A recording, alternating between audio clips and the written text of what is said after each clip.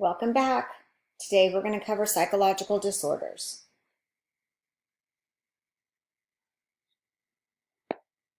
Psychological disorders are a journey through definitions, diagnoses, causes, and the fine line between normal and needs help.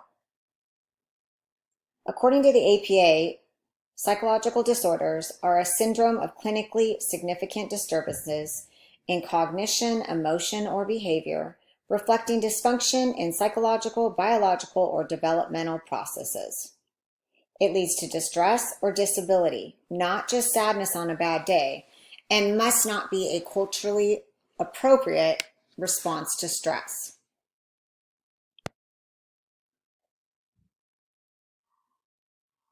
Harmful dysfunction is an abnormal biological or mental mechanism that fails to do what it naturally functions to do.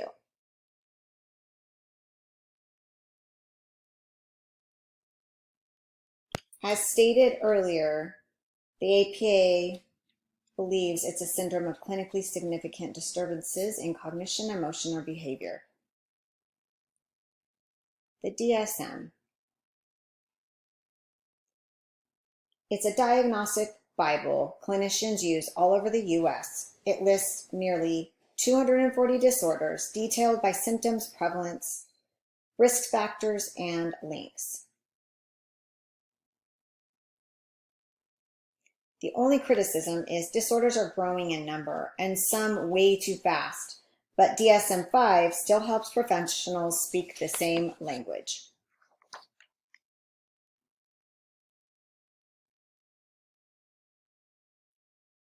Here are the prevalence rates of the different disorders according to the DSM-5. Comorbidity means that more than one disorder can occur together. For example, OCD and major depressive disorder, many people experience both of those. So the comorbidity percentage is 41.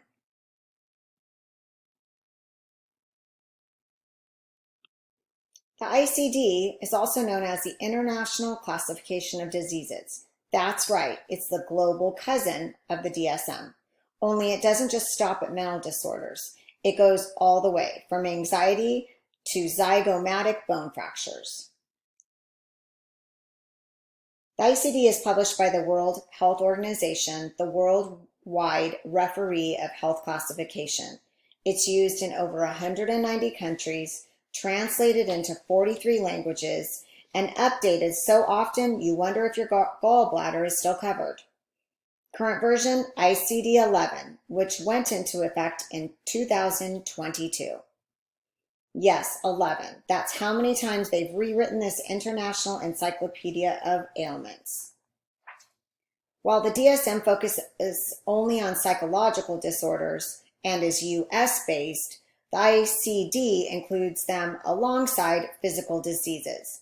So yes, you'll find depression, OCD, and schizophrenia in Chapter 6, right next to syphilis, spinal tumors, and shark attacks, which is not a joke. ICD's take, mental and physical health aren't separate. It's one big, messy body-brain buffet. So basically, if the DSM is the textbook you lug to psych class, the ICD is the database your insurance company uses to decide if you're faking it. So next time someone brings up a diagnosis, ask, is that the DSM code or the ICD code?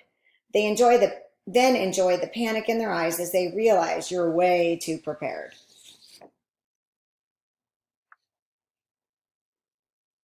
Before we had brain scans, SSRIs, or something called evidence, we had demons. That's right. For centuries, people thought mental illness was basically your soul getting punked by evil spirits. Supernatural perspective is history's favorite excuse for things it didn't understand. Bonus points if someone got burned at the stake. In ancient times, through the Middle Ages, psychological disorders were blamed on possession by demons, witchcraft, moral failing, or just offending the local priest by blinking too loudly. Treatment options include exorcisms, very little patient consent, bloodletting, because nothing says healing like bleeding someone out, flogging, just in case the demon had a pain kink, and of course, burning people alive, because mental health care wasn't exactly evidence-based.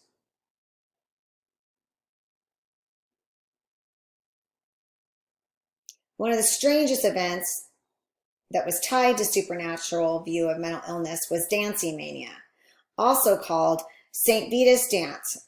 It was a bizarre mass outbreak where hundreds, sometimes thousands of people would start dancing uncontrollably in the streets for days or weeks at a time.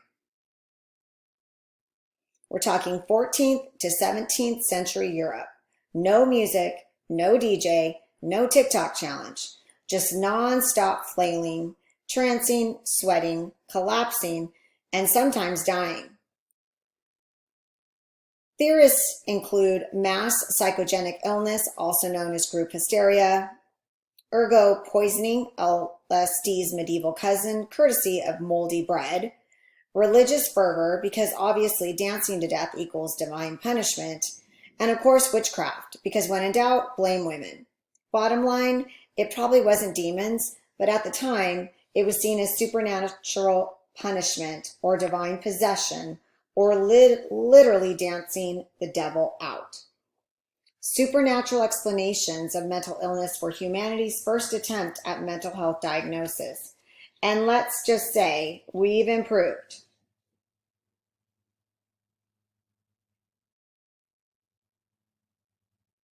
The biological perspective viewed psychological disorders as linked to biological phenomenon. So genetic factors, chemical imbalances, brain abnormalities would all be looked at to see what the prevalence, what the indicators would be for a psychological disorder.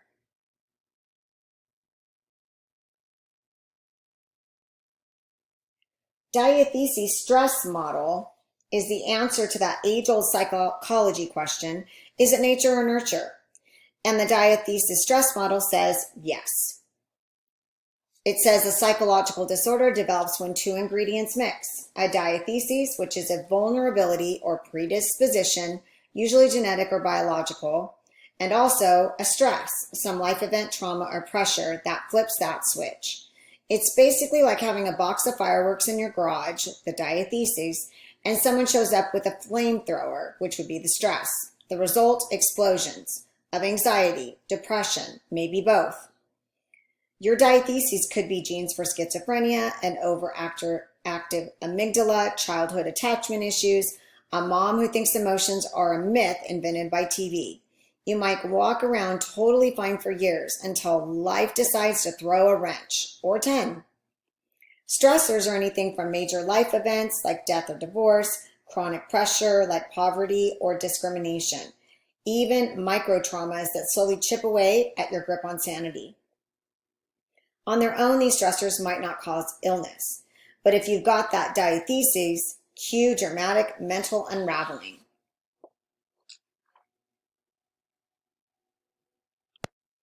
Anxiety disorders, because apparently your brain thinks everything is a threat. Let's be clear, anxiety itself isn't a problem. It's a natural reaction to danger. The problem is when it throws a panic party with no RSVP. It includes general anxiety disorder or GAD, panic disorder, phobias, agoraphobia, social anxiety disorder. What causes anxiety disorder? Several things: biological factors, cognitive factors, learning theories.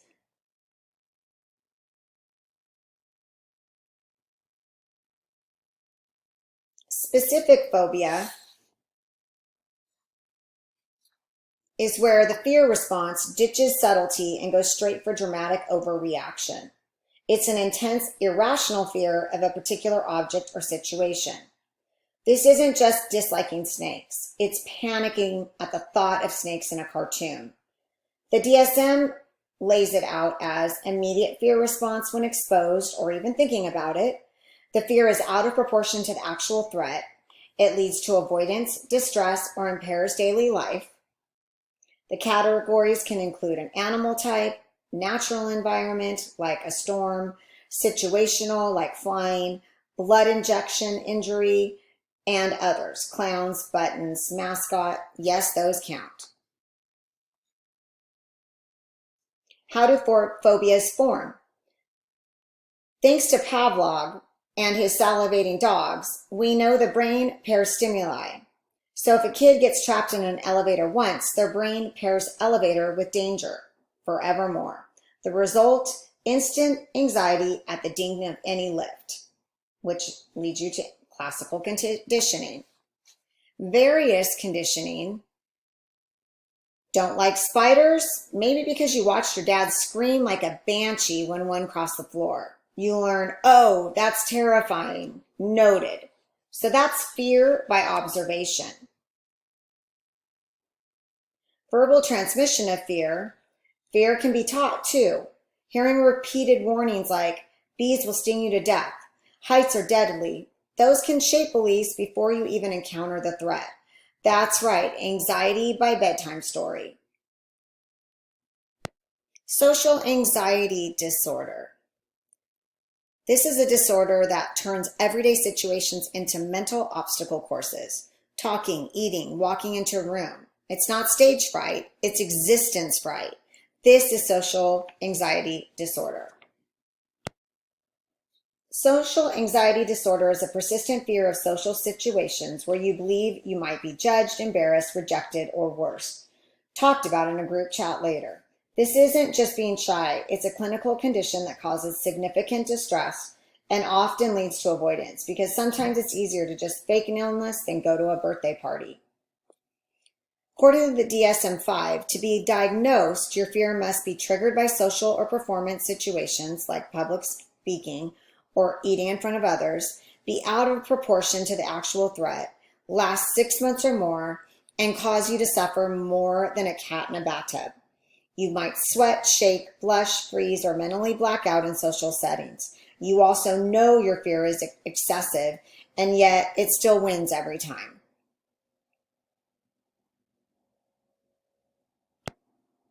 Panic disorder, the diagnosis that feels like a heart attack, but turns out to be a false alarm over and over again.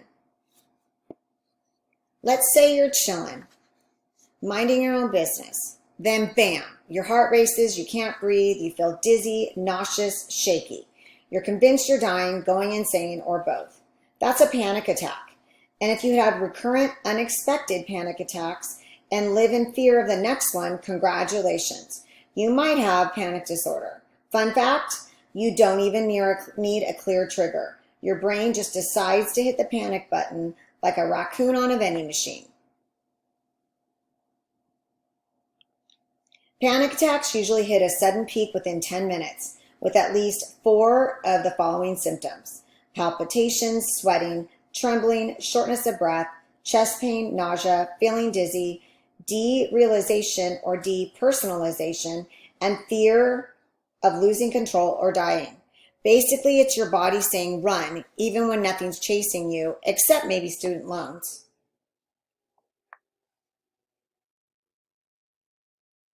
Causes of panic disorder. Biological factors. Overactive amygdala, abnormal neurotransmitters, like too little GABA or too much norepinephrine. And there's also possible genetic links. Thanks, Grandma. Cognitive factors. Catastrophic misinterpretation of bodily sensations. Heart flutter, obviously it's a stroke.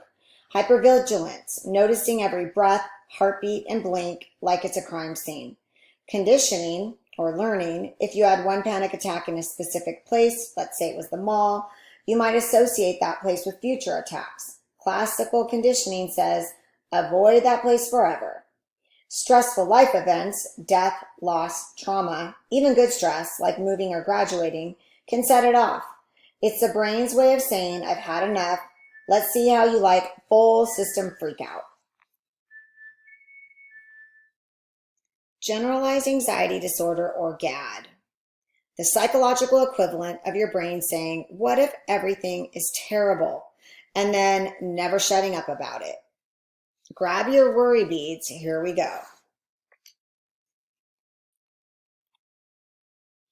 Let's unpack generalized anxiety disorder, or as I like to call it, catastrophizing for sport. Unlike panic disorders, jump scares, GAD is a slow, simmering, all you can worry buffet that runs 24/7 with no last call.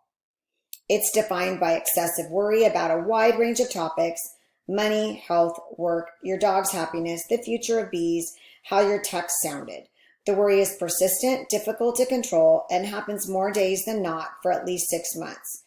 It causes physical symptoms like restlessness, fatigue, muscle tension, sleep disturbance, irritability, trouble concentrating, or anxiety brain fog. It's like your mind is a browser with 47 tabs open and you can't find the one that's playing the music. What causes GAD, or why is my brain like this?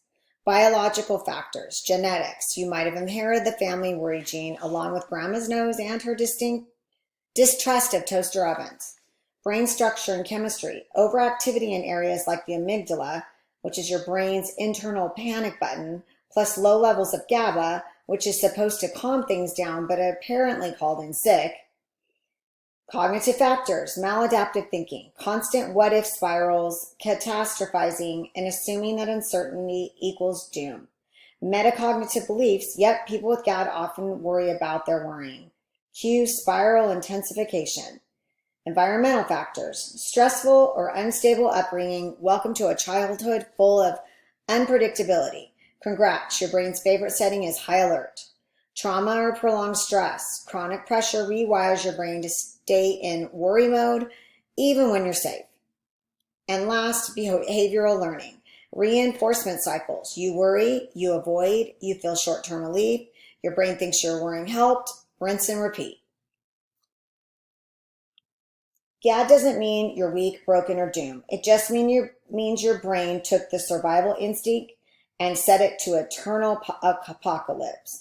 But with the right help, you can turn that alarm system down to a dull hum or even silence.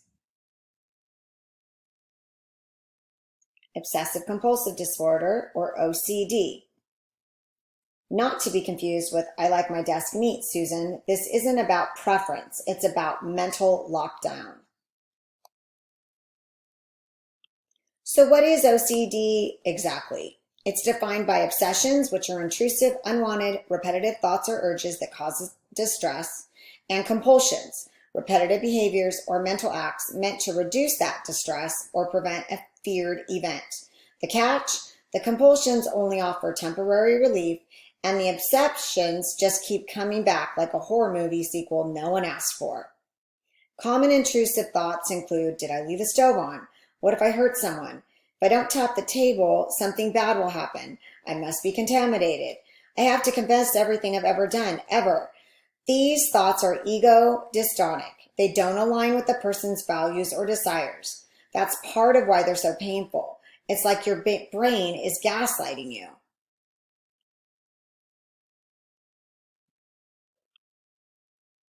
Compulsions are the ritual response. They can be behavioral, hand washing, checking, counting, ordering, locking, unlocking, or mental, repeating prayers, replacing bad thoughts with good ones, counting silently, neutralizing, or they can be bizarre, like avoiding all even numbers on Wednesdays.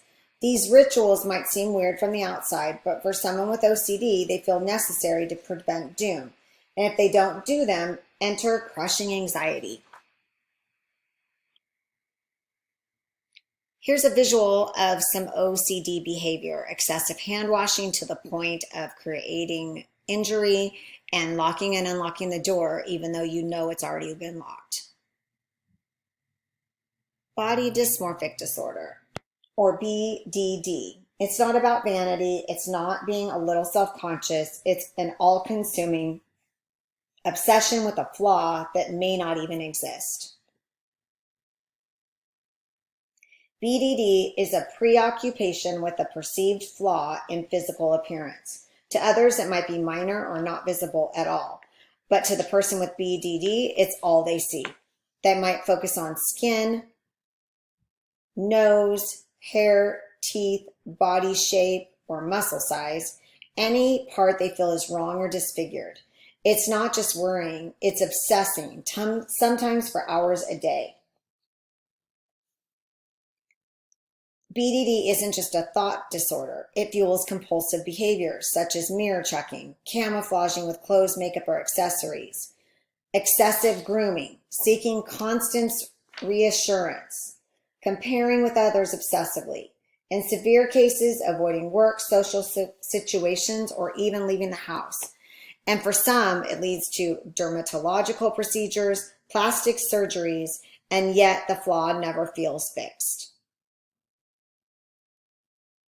Causes: biological factors, abnormalities in visual processing areas. They literally see themselves differently.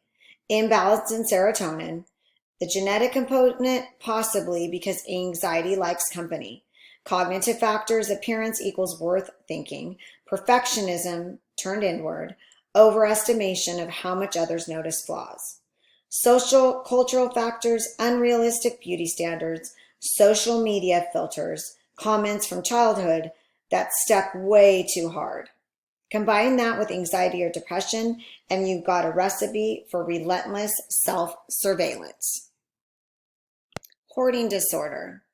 This visual gives you a very good look into what a hoarder's space might look like, where they're not able to walk, not able to use the space.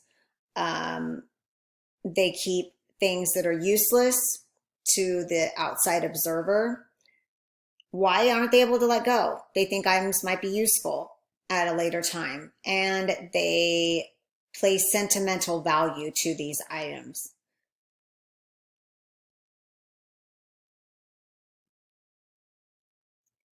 OCD is wired into the very circuits of your brain.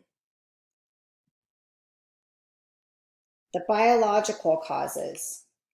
Let's start with the brain. A few suspects keep showing up at the OCD crime scene. Orbitofrontal cortex, where intrusive thoughts originate, sort of like the pushy idea factory that never shuts up. The anterior cingulate cortex helps detect errors and conflicts. In OCD, it detects everything as an error. The caudate nucleus normally filters out unnecessary thoughts. In OCD, it's like a spam filter that forwards everything to your inbox. The result? Your brain lights up like a Christmas tree when you touch a doorknob.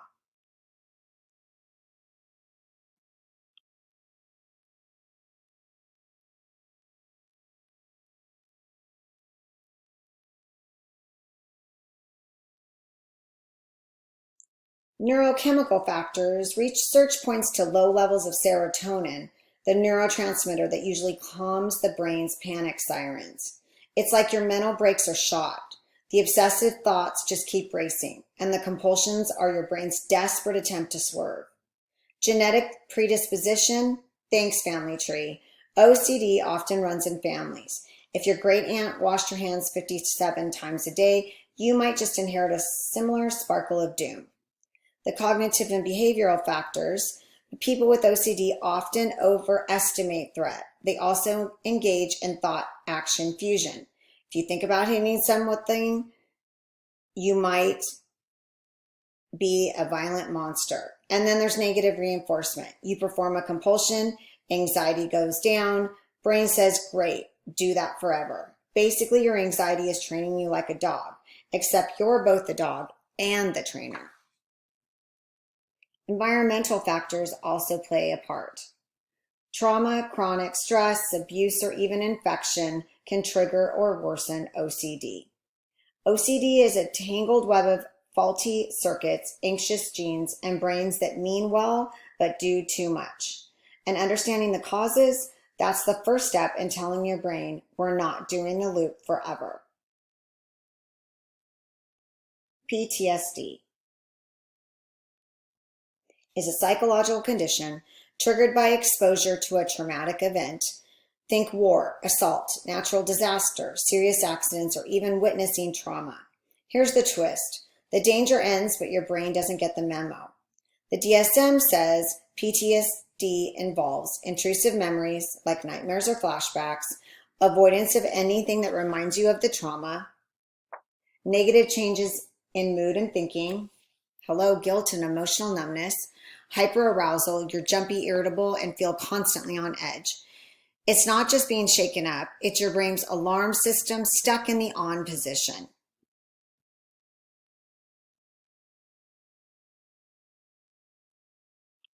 Risk factors. Not everyone exposed to trauma develops PTSD. So what tilts the scale? Severity and type of trauma, interpersonal trauma like assault has higher risk. Lack of social support afterwards. No support equals isolation, which equals brain chaos. Previous mental health issues like anxiety or depression. Past trauma, especially in childhood. Genetics. Yep, some brains are more anxiety prone than others. And gender. Women are more likely to develop PTSD despite men experiencing more traumatic events overall. It's like psychological roulette, but the gun has a few extra bullets.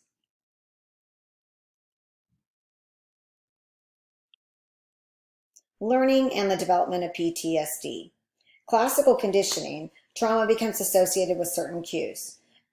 For example, if you were in a car accident, now every honk, screech, or rainy day makes your body react as if it's happening again. Operant conditioning, you avoid those triggers, which reduces anxiety, reinforcing the avoidance. Brain says, that felt safer, let's never leave the house again. Cognitive factors, distorted beliefs like it was my fault, nowhere is safe, I'll never be okay again. Your brain rewires itself to expect danger everywhere, even when you're just making toast. PTSD isn't weakness. It's a sign of your brain that your brain did exactly what it was built to do. Survive.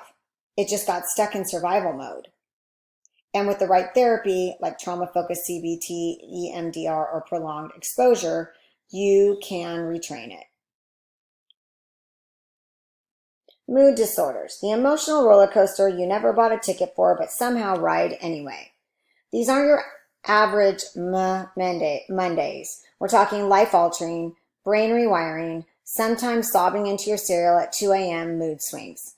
Mood disorders are psychological conditions where your emotional state is severely distorted or inconsistent with your circumstances, and it interferes with daily functioning.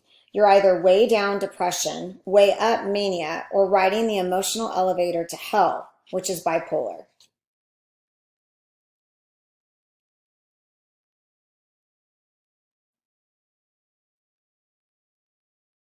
Major depressive disorder, or MDD. The symptoms include persistent sad or empty mood, loss of interest or pleasure, fatigue, feelings of worthlessness or guilt, trouble sleeping or sleeping too much, appetite changes, difficulty concentrating, recurrent thoughts of death or suicide. How long does it last? At least 2 weeks. But if your brain's a real overachiever, it can last months or even years.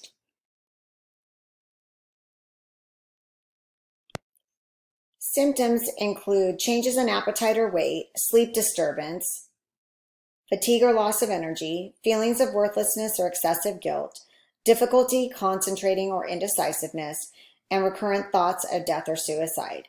And no, you don't need to have all of them, but you do need to have at least 5, and one of them must be sadness or anhedonia. It's got to be clinically significant, where it interferes with your work, social life, or your ability to put on real pants. It's sometimes seen along with anxiety disorders and substance abuse disorders. Risk factors can include unemployment, low income, living in urban areas, and being separated, divorced, or widowed. Subtypes of depression include seasonal pattern, where your mood is affected by the particular time of year it is. Generally speaking, when it's colder and the sun isn't out as often, you might experience it more. Peripartum or onset or postpartum depression is during pregnancy or in the 4 weeks after birth. And dysthymia is depressed mood most of the day, nearly every day for at least 2 years, as well as at least 2 of the other symptoms of major depression. Bipolar disorder, also known as my emotions don't ask permission, they just move in and rearrange the furniture. It's a mood disorder characterized by extreme shifts in mood, energy, activity levels, and functioning. Think highs of mania or hypomania and lows of depression, basically emotionally bungee jumping without a harness.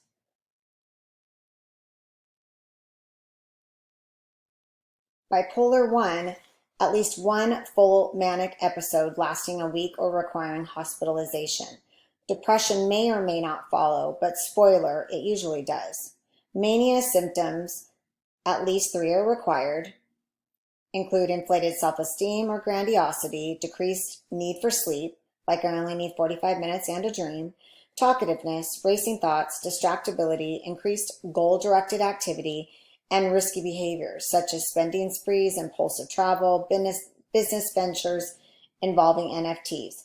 Bipolar disorder at least includes at least one hypomanic episode, less severe, doesn't require hospitalization, and at least one major depressive episode. Think of bipolar 2 as bipolar 1's slightly quieter but still very dramatic sibling.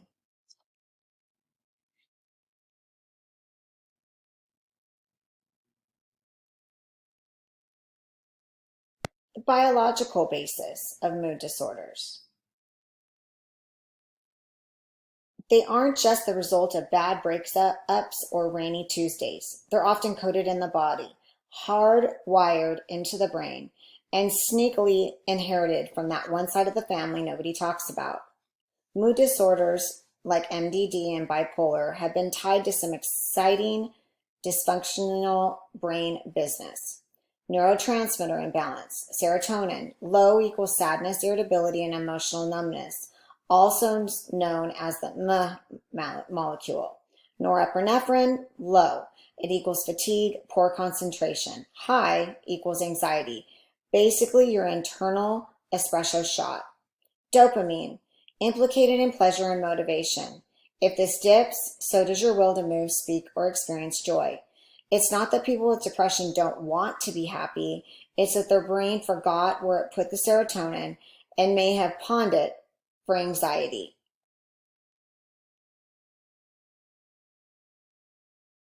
Mood disorders often run in families. If a parent has depression, your risk can double. Bipolar disorder, up to 85% heritability in twin studies. Basically, your DNA can hand you a mood disorder like a cursed family tiara. Thanks, great grandma, you passed down high cheekbones and chronic despair. Hormones in mood. Cortisol, the stress hormone, is often elevated in those with depression because why wouldn't your brain flood itself with anxiety juice during low mood? Thyroid dysfunction, particularly hypothyroidism, is also a common accomplice in depression cases. Inflammation and gut-brain axis. Inflammatory markers like cytokines are often higher in depressed patients. The gut microbiome appears to communicate with your brain, mostly to say, we're not happy down here either. So the next time someone says depression is all in your head, tell them, you're absolutely right. And it's in my amygdala, serotonin receptors, and mitochondrial efficiency too. The biological basis. Brain structures throw in shade. MRI scans of depressed brains show smaller hippocampus, memory and emotion regulation, overactive amygdala, fear and sadness center, underactive prefrontal cortex, logical decision making. In bipolar disorder, prefrontal activity goes from party mode, mania, to silent retreat, depression. The anterior cingulate cortex has also RSVP'd to the chaos.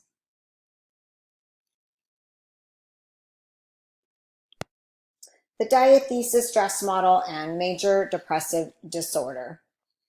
The cognitive theories of depression, where your brain turns into an overcaffeinated narrator that only knows how to catastrophize and self-roast.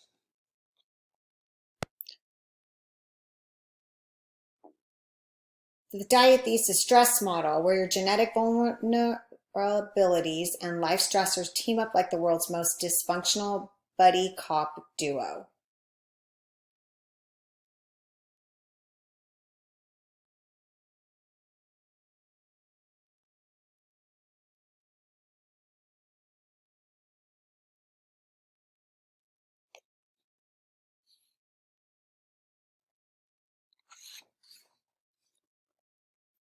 Cognitive theories of depression, or how your brain can be its own worst therapist. You know how some people can find the silver lining in a flat tire? Well, this is the exact opposite of that. Aaron Beck's cognitive triad is the OG of depressing thoughts. According to Beck, people with depression fall into a loop of distorted thinking called the cognitive triad.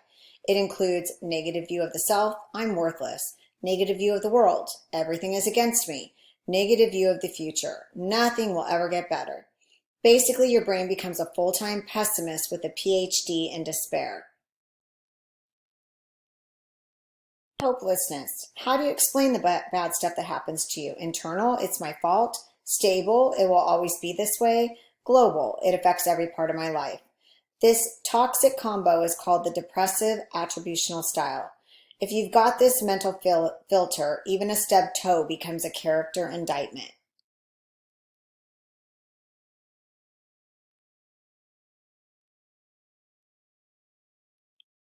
If depression is the mind's cruelest storyteller, then cognitive therapy is the editor with a red pen.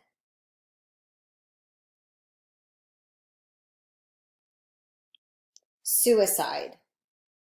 It's serious.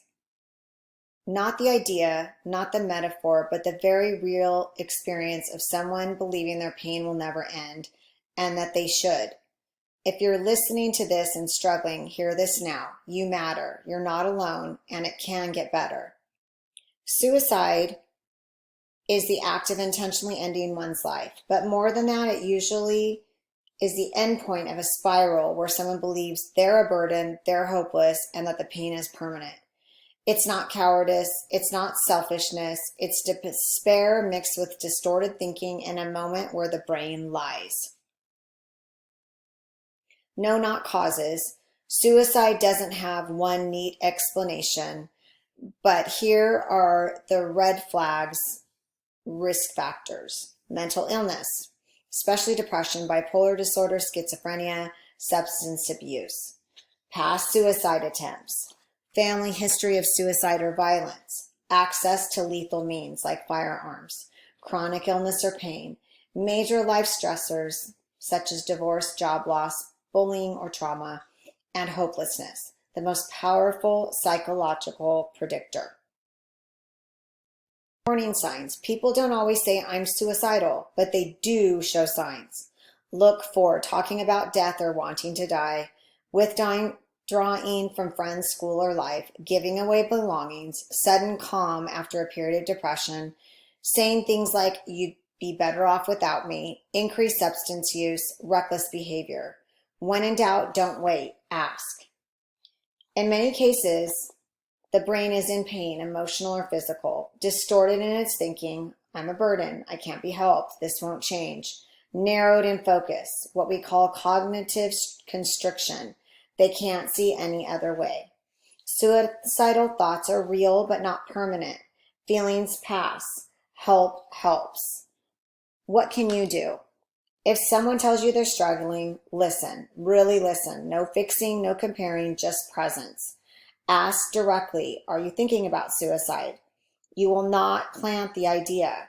Stay with them. Help them access crisis support. Don't promise secrecy. Their life matters more than comfort.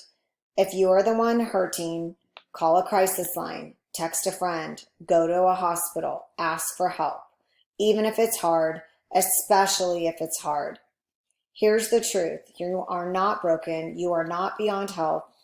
You are not weak for struggling. Your brain is telling you a lie, and we can fight lies with time, with treatment, with love. You are worth staying for.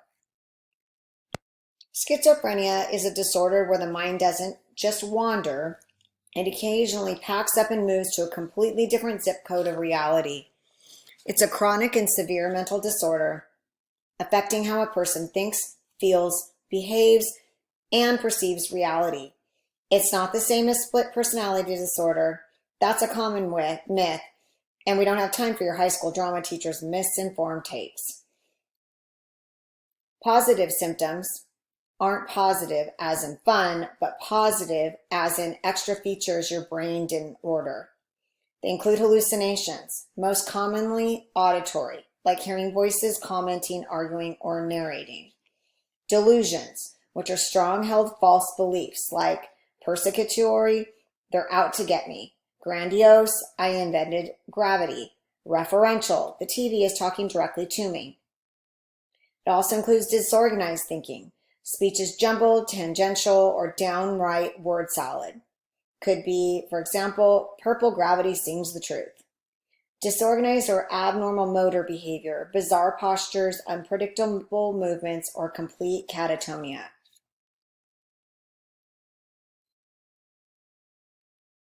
The negative symptoms are deficits in normal functioning, and they tend to stick around longer than the positive ones. Avolition, lack of motivation. Anhedonia, inability to experience pleasure. Ice cream, meh. Alogia, just decreased speech output. Flat affect, no emotional expression. Social withdrawal, isolation and detachment. Imagine your emotions getting unplugged, your drive gets deleted, and your personality hits snooze on every interaction. That's negative symptoms in a nutshell. What causes schizophrenia? It's complicated, but involves genetics, strong family link, dopamine hypothesis, too much dopamine in some brain areas equals psychosis, brain structured, enlarged ventricles, reduced gray matter, environmental triggers, stress, trauma, viral infections in utero, drug use, especially during adolescence. Schizophrenia runs in families, but it's not a one-to-one deal. General population risk is less than 1%. Sibling of someone with schizophrenia is less than 10%. Identical twin, up to 50%. Basically, if your family tree has a few branches in psychosis, your chances go up, but it's not guaranteed. Think risk, not destiny.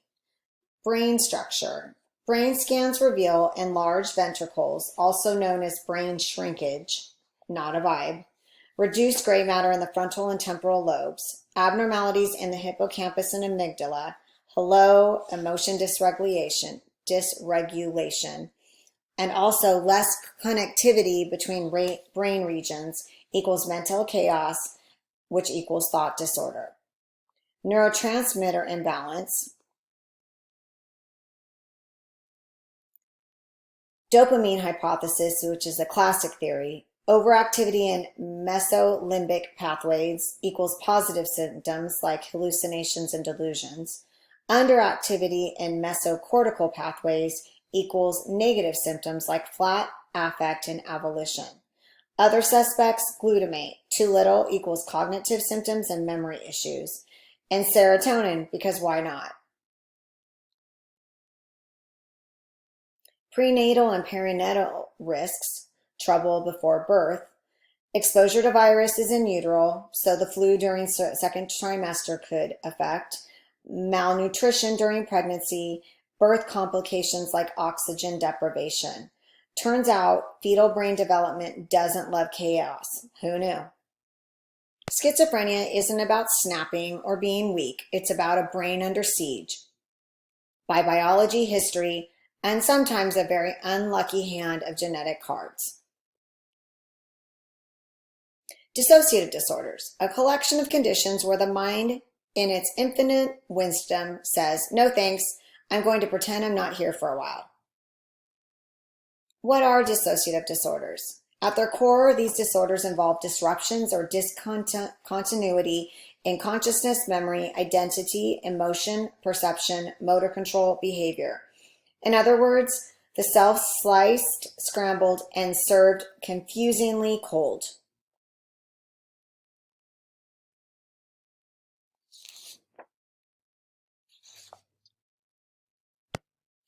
Dissociative amnesia is the inability to recall important autobiographical information, usually related to trauma or stress. It's not ordinary forgetfulness. It's the brain going, nope, you don't get access to that memory today, or possibly ever. Specifier dissociative fugue, a sudden travel or wandering with memory loss and confusion about identity. Imagine waking up in another town with no idea who you are, but you've somehow opened a new Etsy shop and joined a bowling league.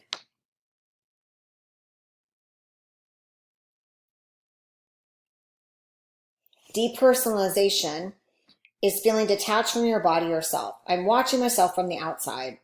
Derealization is the world feels fake, distant, or dreamlike. Reality feels like a TV show I'm not in.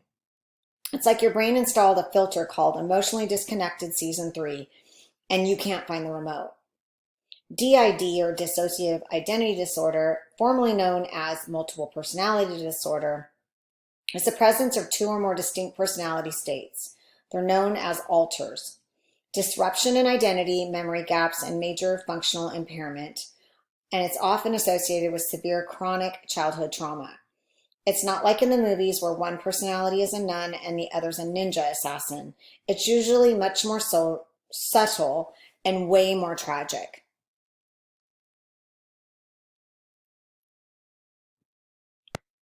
Personality disorders, because sometimes the call is coming from inside the ego. These are the long-term, deeply ingrained patterns of behavior that make navigating life, relationships, and even brunch a psychological obstacle course. What are personality disorders? Enduring patterns of inner experience and behavior, deviate a lot from cultural expectations, inflexible, persistent, and start early in life, cause distress or impairment, but not necessarily to the person who has them. Surprise! Basically, it's not just how they are, it's diagnosable chronic conditions that affects how someone thinks, feels, and interacts with the world.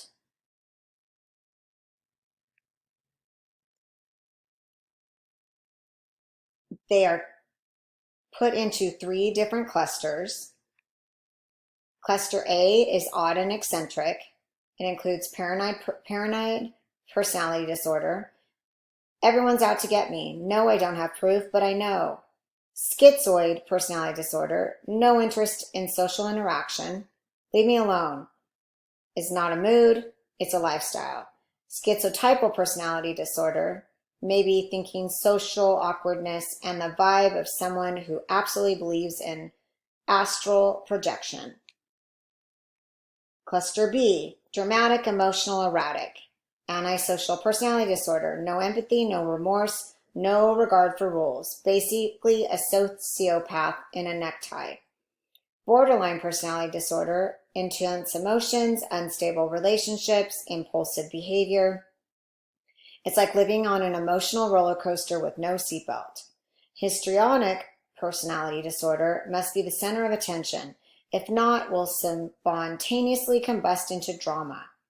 Narcissistic personality disorder, someone cranked up to 11, empathy turned down to 0, constantly waiting for their close-up.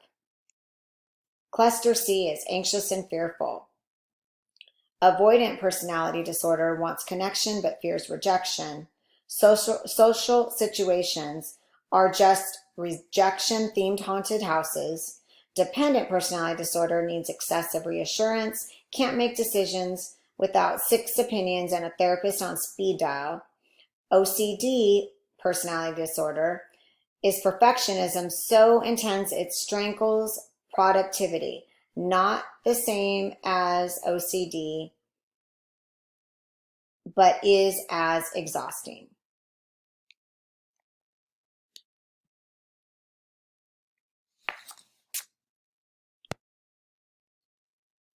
BPD, the drama is real, the pain is deeper, and no, it's not just being moody.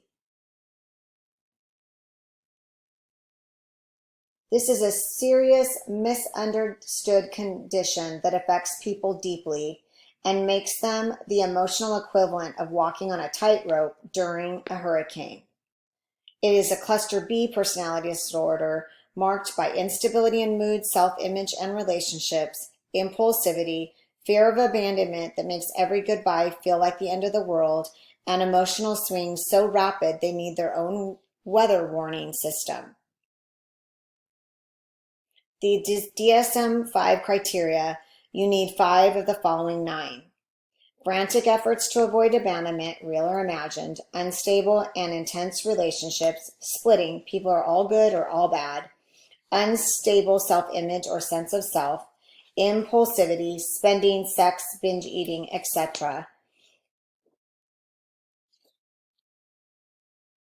what it feels like. Imagine being on edge all the time, feeling emotions 11 out of 10 intensity, being terrified people will leave, but push them away when they get close, not knowing who you are from one week to the next, wanting connection desperately, but believing you're too much to love.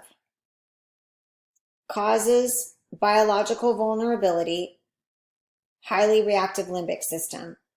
Genetics, it runs in families, early trauma, abuse, neglect, or invalidation, and attachment issues. Think early relationships taught me to love equals instability.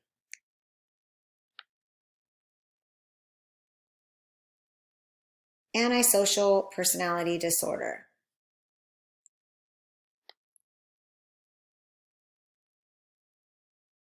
The image here gives you the risk factors during adolescence that predict later violence at age 10, age 14, age 16.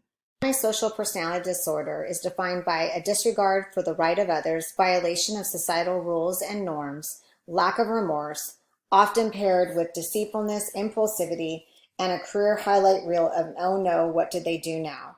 The DSM-5 criteria is you must be at least 18 years old with a history of conduct disorder before age 15, plus 3 or more of the following: failure to conform to social norms, also known as Crime City, deceitfulness, lying, using aliases, conning, impulsivity or failure to plan ahead, irritability and aggressiveness, reckless disregard for the safety of self or others, consistent irresponsibility, jobs, bills, parenting, lack of remorse. In short, it's like your moral compass got lost, sold for parts, and replaced with a YOLO tattoo. Not all people with ASPD are criminals. Some are CEOs, some are in politics, some are just quietly causing chaos at family dinners. Not all criminals have ASPD. Some are just really bad at making choices.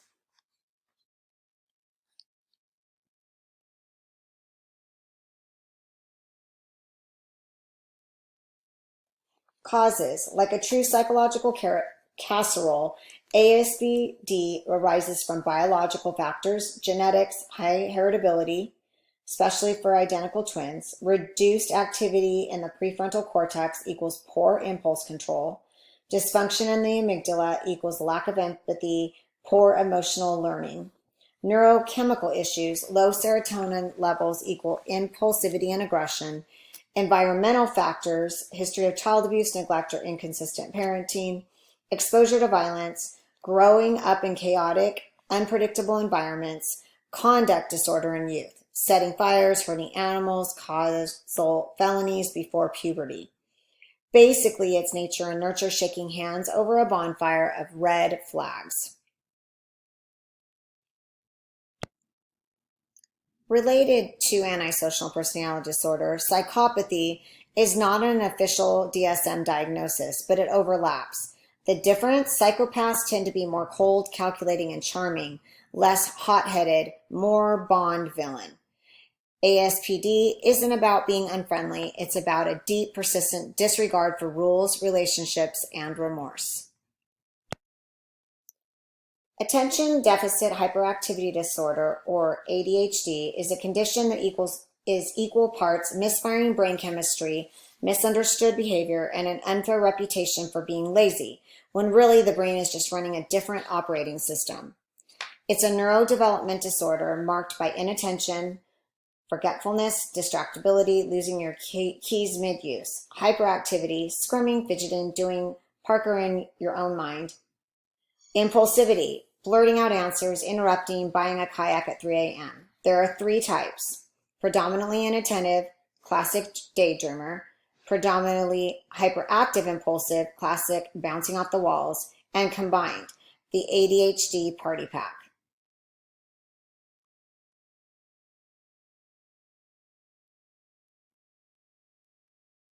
What causes ADHD?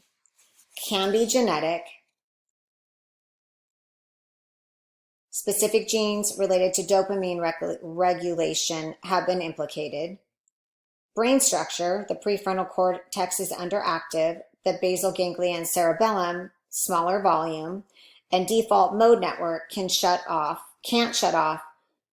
Ever tried to focus while YouTube autoplay is running in the background? Neurotransmitters are also involved. Dopamine, the brain's reward chemical, is underperforming. Norepinephrine, the stay alert neurotransmitter, is also low. Childhood trauma, chaos, or chronic stress can worsen ADHD symptoms. Sleep disorders, poor nutrition, and screen time don't cause it, but sure don't help. Parenting doesn't cause ADHD, but ADHD can make parenting feel like raising a very distracted squirrel with access to caffeine and glitter.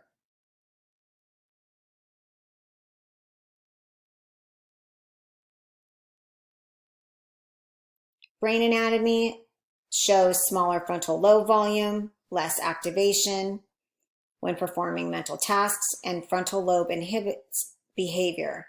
Could explain hyperactivity and uncontrolled behavior.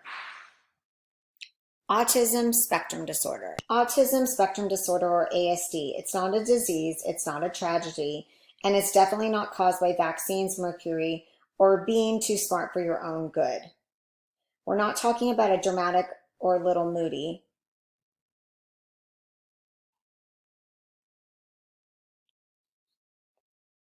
What are personality disorders?